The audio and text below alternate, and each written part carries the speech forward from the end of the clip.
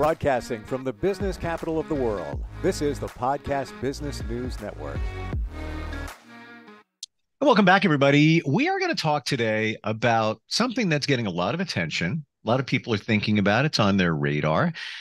Plant medicine, specifically psychedelics, mushrooms. We're going to go down that road today with somebody who practices that and can tell you firsthand from the people that she works with. It is empowering, an experience that helps many people move many different things in their lives forward. She is somebody who coaches, has so many different offerings, and we're going to bring her in here. Sonali Sadequee joins us on the program. Welcome back. How are you doing today? All right. Thank you. Thank you for having me, Steve. I'm doing fantastic. Excited Yeah, to talk about this topic.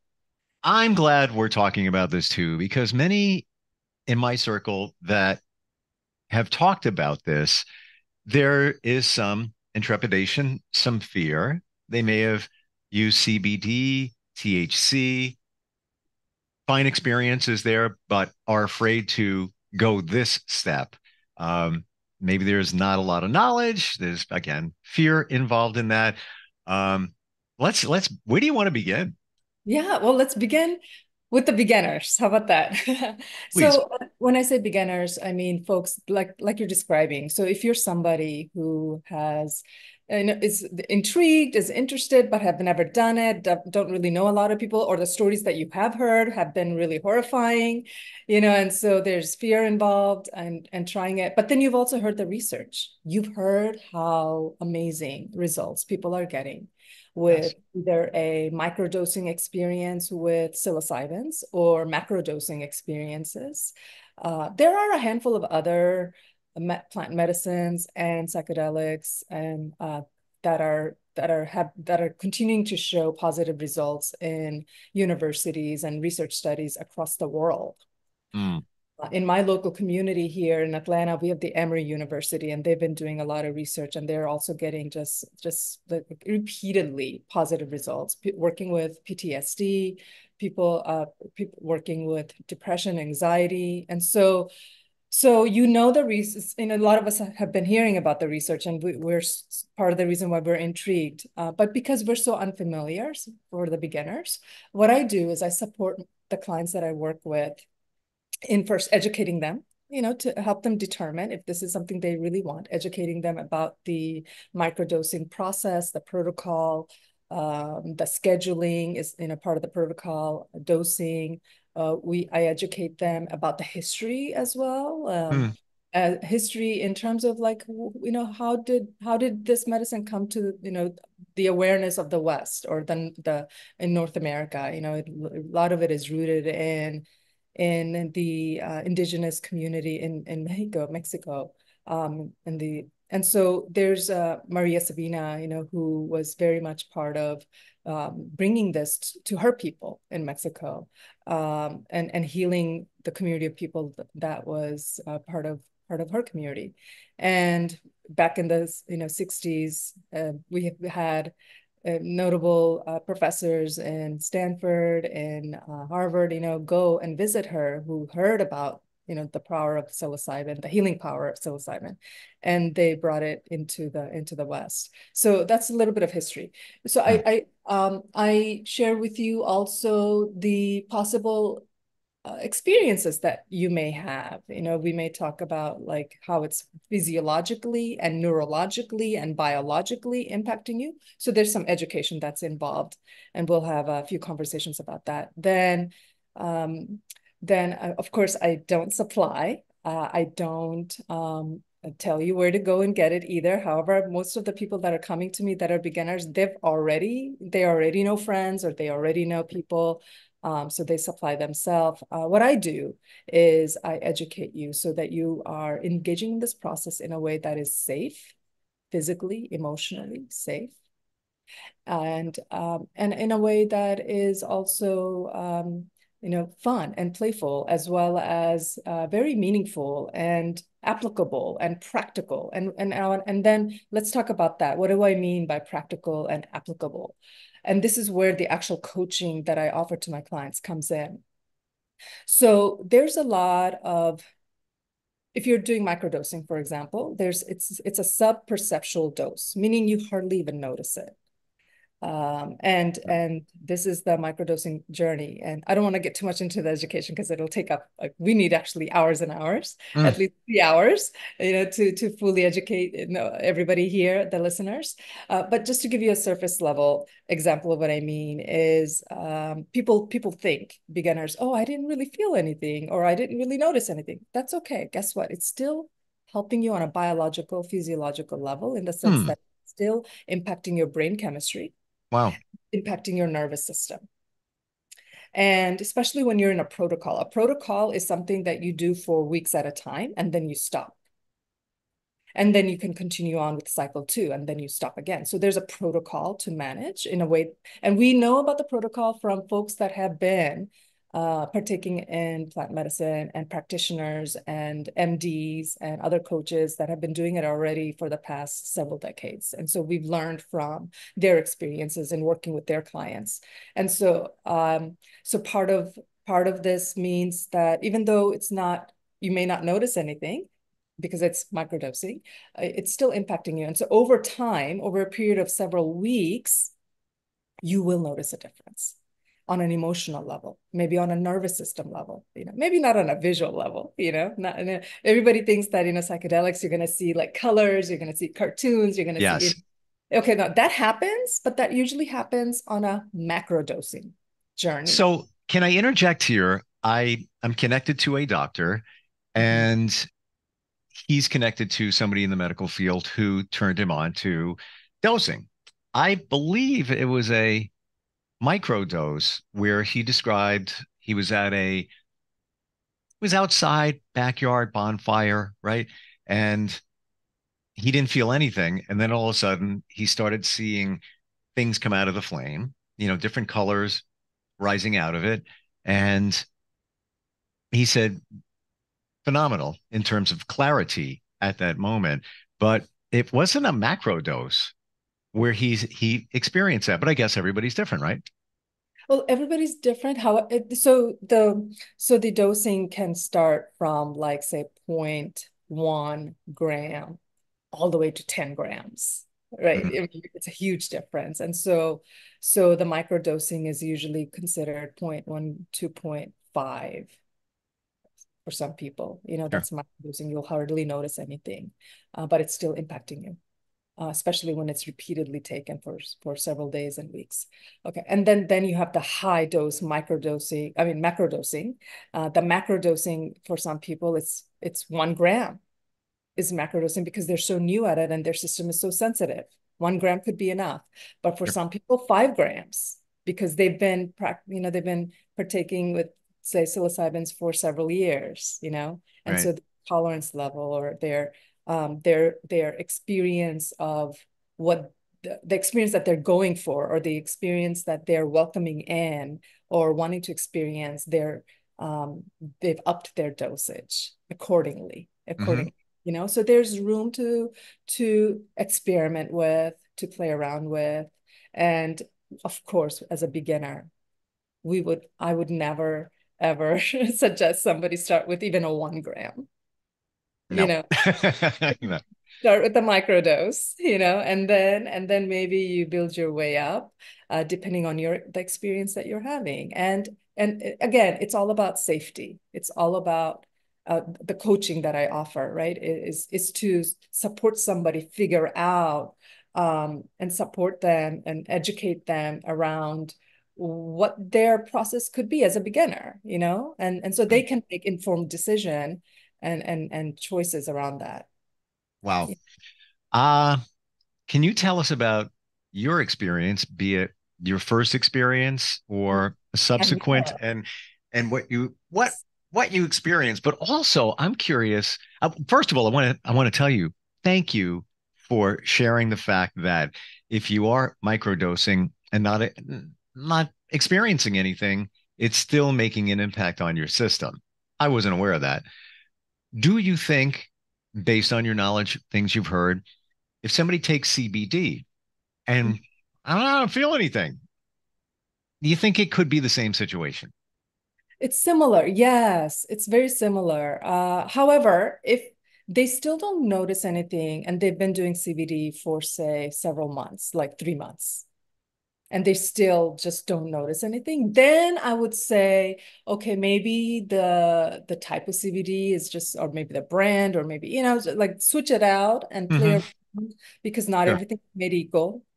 100%. And the Things like, potencies are, you don't know where you're buying it from, et cetera, et cetera, et cetera. Again, if it's not working for you, same thing if you get prescribed medication from a traditional doctor, if the med doesn't work, then it's, maybe not working with your system. Okay. yes, exactly, exactly. Your personal experience. Thank you for asking. I would say the very first time I experimented with psilocybin was actually, was it more than 20 years ago? It was, and I was with just some friends, and I had no idea what I was doing. I was completely like surrendered to them, and they basically, treated me.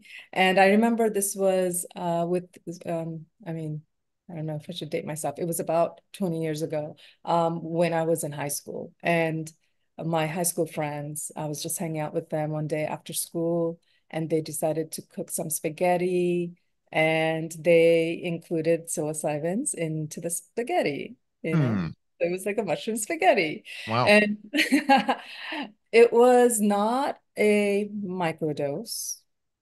I would say it was probably a medium dose for me at that time, and a medium dose, and it was my first time. And it is a very recreational experience. It was not at all something that was intentionally um, offered with the intention of, say, self-work or transformation or connection to ourself, to spirit. It wasn't at all. Sure. It was exclusively for recreational. Yep. And that's how a lot of us find psilocybins or psychedelics. We find it through recreational means. And then eventually we realize how magical it is. And then eventually we then find out more about it. And then we think, oh my God, it could actually be a healing tool, you know? So with my friends, I'll tell you, my experience was not that pleasant. It was too much of a dose for me, um, especially my first time. And I remember my friend at the time, after the evening ended, we were driving, and we were still very much, I wasn't driving, my friend was driving, Mhm. and we get pulled over by the police. Oops. Yes. And my friend, of course, freaks out, is very much stressed out. He already has a lot of anxiety that he deals with. And so there's a lot of paranoia happening, and very unpleasant. But of course, the police officer sees us. We're young people. We're like in our, maybe, in our late teens, early 20s, right? We Hmm. look, the earliest we could be is early 20s.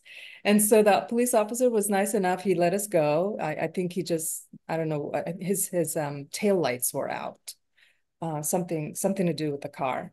And so it was just a warning. And of course, you can only imagine being in psychedelic, you're in a car, the police has pulled you over. I mean, it was scary. It was It's unpleasant. scary getting pulled over when you're not on anything. Of Yeah, right. course. Exactly. Because all these things go through your mind. Again, this is not under the influence of anything where, what are they going to find? What if there's, registration's not right? We all worry about that. Absolutely. And so all I remember is just a lot of paranoia, emotional paranoia. And of course, what psilocybins have us, because there was no container, there's no intention set with my friends when they offered it to me, and I was, consuming it. Like, so now part of what we do as integration plant medicine integration coaches, like what we're trained to do, and to support our clients with, is educate them in this whole process, so that we're creating a very intentional container, and educate them about all the different safety pieces. Like in your first day of microdosing, for example, make it a slow day. Don't plan to do big interviews or big presentations, or like some big thing that you have going on. That should not be your first day of microdosing. as a beginner, you know. Gotcha. Like, and your first day should be something maybe ideally like you're on vacation, and or ideally you have a really light day, you're staying home and you just have chores to do, you know. Hmm. And then maybe your second day, after your first experience, then you second day you up it up a little. Maybe you do have some work to do that you need to take care of, you know. But the purpose of microdosing is that it actually is supportive to your everyday day-to-day life. It's not going to create and it's not going to interrupt or disrupt you. But if you're like a first timer, then I would say, you know, just for your own sake, make it an easy day, you know. So coming back to my story, so yeah, that whole experience was unpleasant. And I'll tell you what, Steve, I didn't touch it again for many, many years. Mm. I mean, probably I would say maybe another 10 plus years. I didn't touch it. But you looked at it in a different way. Back then, it was Recreational. Yeah. yeah, let's try this. It's like the first time when anybody, bakes pop brownies. It's like, some some have a good experience, some maybe too much in the brownies, but this Yes. was kind of just for fun. Later, with your knowledge along the way, then you Yes. look at it in a different way. And you answered before I could even bring the question up, intentionality. Yeah. When you dose now, it's with intention. You have a goal. That's what it sounds like. Absolutely. And I support the clients to co-create that goal. I support them and we figure out. So it's a coaching, you know, it's a coaching process. And so we're still doing a lot of coaching and supporting in their first deciding what their goals are, what their priorities are, what their needs are in their life, what kind of life are they wanting to usher in, and more specifically focused on my specialty is of course the relationships, right? And so what Hmm. I do is I actually support clients microdosing or using their psychedelic experiences to creating and building and sustaining soulful relationships. Hmm. And Hmm. the plant medicines have a way of supporting us to connect with our higher self and our best self and our most intentional selves and how we want to be in this world and how we want to be with each other as people and then and with ourselves. And so I support them in determining their relationship goals and then figure out a strategy to support them in meeting those goals and how the plant medicine, the psilocybin, is actually what role does the psilocybin play in this journey, in this relational journey that they're in. And we weave all of that in, and I do some translations. You know, we draw up a framework and a container to do this work in a very intentional, conscious, and informed and educated way. Hmm. Do you have amazing clarity when you dose?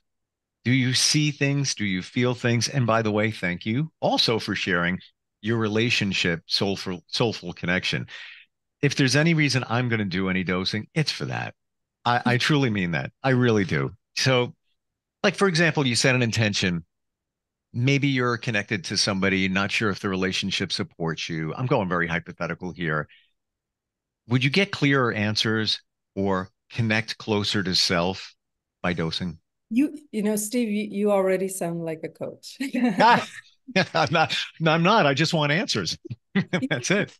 And you are you're on the right path, which is we connect more with our authentic self. Mm, And what that means is the medicine, the entheogenics, you know, they often show us our places of limitations and our strengths, our intentions, and the core of who we are.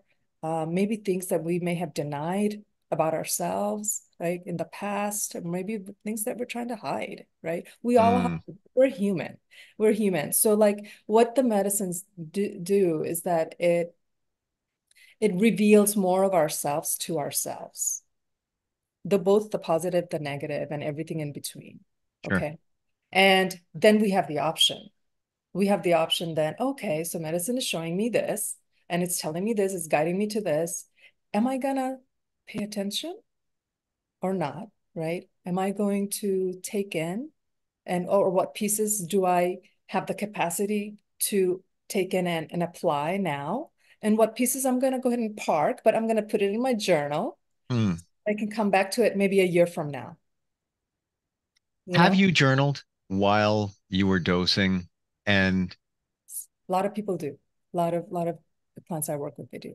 after journaling, have you looked back at it when you weren't using any medicine, plant medicine, and saw things like, wow, that came out of here? Wow, I didn't know I was, how did I get that? What was I thinking at that moment? Do you have those kind of aha moments, revelations? Oh, all the time. All the Mm, that's all exciting. That's exciting to me. yeah, all the time. Yeah. Mm, And dosing influences that, you yeah. know? Dosing influences the it is I've heard people say that, you know, when they're macro dosing, you know, there's a way in which a very common experience when for a lot of people is they feel a sense of oneness, like this sense of connection with the earth, with nature, with themselves, and then with everybody else in their life in a particular way that they wouldn't feel before, you know. Well, And then from that sense of connectedness comes a lot of types of insight, you know, like then what does that mean, you know, like to actually taste that deep level of inner connection that we actually are as human beings. We're all interconnected and we're all interrelated, and we are all influencing one another, whether we're doing it intentionally or not. We provoke each other, right? Especially in relationships, and especially the closer we are to someone, the more we can provoke them just by our our tone, our body language, our facial gesture, our mhm. words, of course, you know. And so that it's because of the interconnection. Would you say when dosing, there have been times where you felt a sense of completeness? Some do. Well, I have, okay, so I'll just say, you know, like I'm very deeply spiritually connected already. Coming, you know, and so there's a way in which um for me it's different, you know, like I feel that connection Hmm. already. Okay. But for a lot of people who perhaps haven't, I find that they're telling me that they finally get it. They finally feel that. They finally like, oh, Sure. something clicks in them, you know? Do you feel that your spiritual connection to self is heightened or deeper when you dose? For you? Um, I would say, yeah, I mean, you could say deeper or heightened. I would say there's a crystallization. Okay. there's Okay. a there's a crystallization of that happens, and even like the volume of the so I pray for, and I do get guidance, divine guidance on a regular basis, but that guidance is the volume of that becomes louder. Fair enough. Okay. Final question. We're out of time. You you don't advise where to purchase or where to get the psychedelics, but what is legally available? How does that go? Don't even know. Yeah, okay, so that's another part of the education. There are certain states where it is legal currently, I believe like Oregon and California, and Florida, and certain places for certain psychedelics. It just depends. And yeah, so I don't, I'm not legally allowed to and permitted to direct my clients on where to go or whatnot, but I can talk about the states and the policies and the laws that are Hmm. in place. Gotcha. Uh, and what kind of policies, or what kind, like where they can go find that Gotcha. uh, Gotcha. laws, you know, where the laws are, and then hopefully the laws will direct them. Gotcha. Fascinating. I don't think I would do this without the help of somebody like you.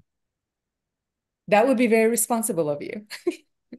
Because there's a lot here. And if you're going to, you want the best experience. So, Yes. And you know, spend Exactly, Steve. Yeah, well, and the best experience that's tailored for your goals and your intentions. Because we could be all over the place with it, or you could be more Yes, targeted and very specific, and therefore more effective, faster to reaching those goals. for sure. So that it doesn't, hopefully. So I work with my clients about 4 months. It's a 4-month program. Mhm. We have a preparation stage, and then an integration stage, and then the self-regulation, the relational co-regulation skills that also come in, which is a lot of communication skills. Sure. So yeah, that's it. Awesome. What's your website? How do we find you? Okay, so the website is relateconsciously.com/ well, that's the website basically. And then if you want the actual plant medicine page, it's /relate-soulfully. And it's even easier to find, even if you don't do that. I'm looking at it here, and even if you go to the main page and the menu, offerings and plant medicine coaching, Scroll down. we'll get you there. Yeah. Fascinating talking about this. Thank you for today. Learned a lot. And myself, like many others, don't know who to ask. I love him, my friend Chris. I'm not going to ask him, not for this. He's got a different view. And he's great, but my view here is setting intentions and getting the best results and outcome. And for that, there's you. Thanks for being here today. Yeah, thank you, Steve, for having me. And if I may, if somebody wants to email me, it's Sonali, SONALI, at relateconsciously.com. Awesome. Looking forward next time we get together. All right. Thank you, Steve. Thank you. We'll be right back. Are you looking for even more of the podcasts and hosts that you love? The Podcast Business News Network is proud to announce that you now have even more ways to listen live. Check out the MyTuner Radio, online radio box, and Simple Radio apps on iOS and Android, or find us online. Search for Business News Network on mytuner-radio.com, or search Podcast Business News Network on streama.com and onlineradiobox.com/US. Take your podcast on the go and don't miss a minute of the action.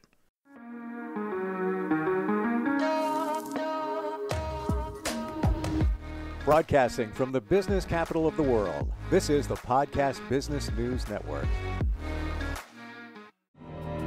For nearly 2,000 severely injured veterans, everyday life has become filled with barriers. Day-to-day simple tasks can become pretty daunting. I have to carry my chair up 2 flights of steps or have somebody do it for me. What scares me the most is just the falling. When I'm struggling with my house, I think, to have that one great barrier just knocked down, it's crucial.